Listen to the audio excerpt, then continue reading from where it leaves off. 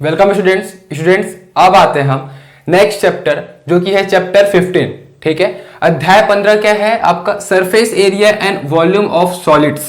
ठीक है, इसका हम एक्सरसाइज 15.1 देखेंगे। ठीक है, इस लेक्चर पर, इस वीडियो पर। उससे पहले हम एक्सरसाइज 15.1 में पढ़ेंगे क्या, वो समझ लेते हैं।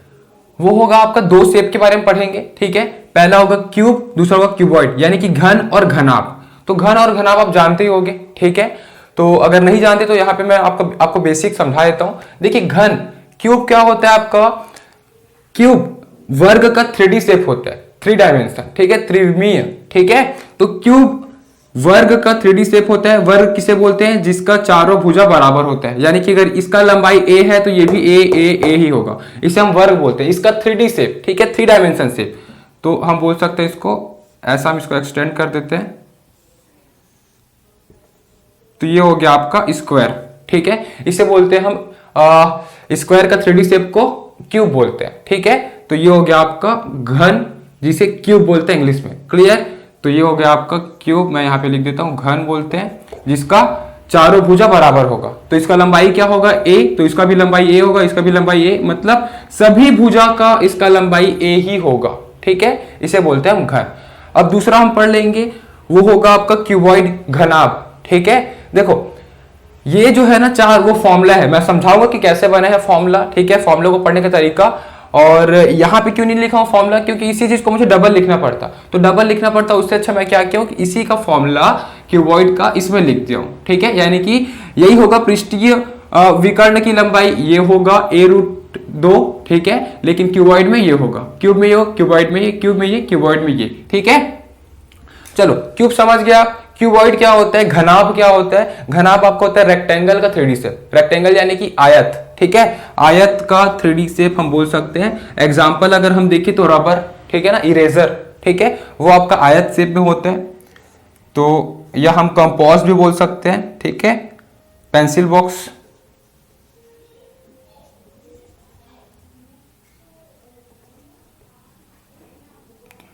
तो ये हो जाएगा आपका क्यूबॉइड। ठीक है, ये हो जाएगा आपका क्यूबॉइड।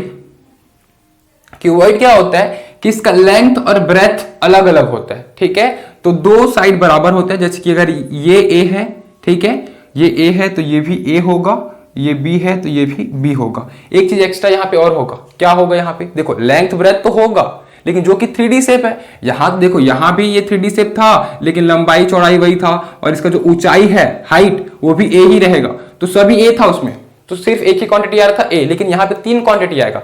सबसे पहले तो लंबाई, ठीक है, चौड़ाई, और इसका हाइट भी तो होगा, ऊंचाई, जिसे हम c बोलेंगे। ठीक है, तो ये अगर a है और अगर ये b है तो ये हो जाएगा आपका c। ऊंचाई को हम c ले लेते हैं। चलो, तो लंबाई, ठीक है, चौड़ाई और ये ऊंचाई कितना? c, तो a b c आ जाएगा इसमें। यहाँ पे सभी बराबर है तो a b c का मान बराबर है, इसलिए सभी a हो गया। ठीक है, चलो, तो ये हो गया आपका घन, ये हो गया आपका घनाभ, जिसे हम बोलते हैं क्यूबॉइड। क्लियर है ना? तो दो शेप आपको पता चल गया। अब देखो इसका हम फॉर्मूला देखते हैं। फॉर्मूला इंपॉर्टेंट है। ठीक है, देखो फॉर्मूला को रटने की जरूरत नहीं है, लेकिन हाँ फॉर्मूला को आप क्या करोगे, जो जैसा मैं बोल रहा हूं ना वैसा आप फॉलो करना। आप एक कॉपी बना लेना या फिर आप एक पेज ले लेना। ठीक है, उस पेज में इस चैप्टर का सभी फॉर्मूला को लिखना, उससे आपको बहुत ईजी हो जाएगा इस चैप्टर को पढ़ने पर। ठीक है, तो जैसा जैसा हम प्रश्नावली बढ़ते जाएंगे 15.1, 15.2, 15.3, उसका बेसिक वीडियो जब बनेगा, फॉर्मूला बनेगा, तो उसे आप नोट करते रहना। फिर जब आप एग्जाम टाइम में पढ़ोगे ना तो सभी में डिफरेंस जानने में और फॉर्मूला को याद करने में इजी होगा। ठीक है ना, तो इसको आप नोट कर लीजिएगा। फिर उसके बाद 15.2 में कुछ अलग शेप पढ़ेंगे, अलग सरफेस के बारे में पढ़ेंगे, तो उसका आप फॉर्मूला को नोट करना, सिलेंडर का। ठीक है, सिलेंडर का आएगा, फिर शंकु आएगा जिसे हम कोन बोलते हैं। तो सभी को फॉर्मूला को आप पेज में लिख लेना या एक कॉपी में लिख लेना, वहां से आपको इजी हो जाएगा फॉर्मूला को पढ़ने पर। ठीक है, तो चलो देखते हैं। पहला शेप क्या है? घन, क्यूब, ऐसा होता है क्यूब, घन, मैं आपको बता चुका हूं। और दूसरा है क्यूबॉइड, घनाभ।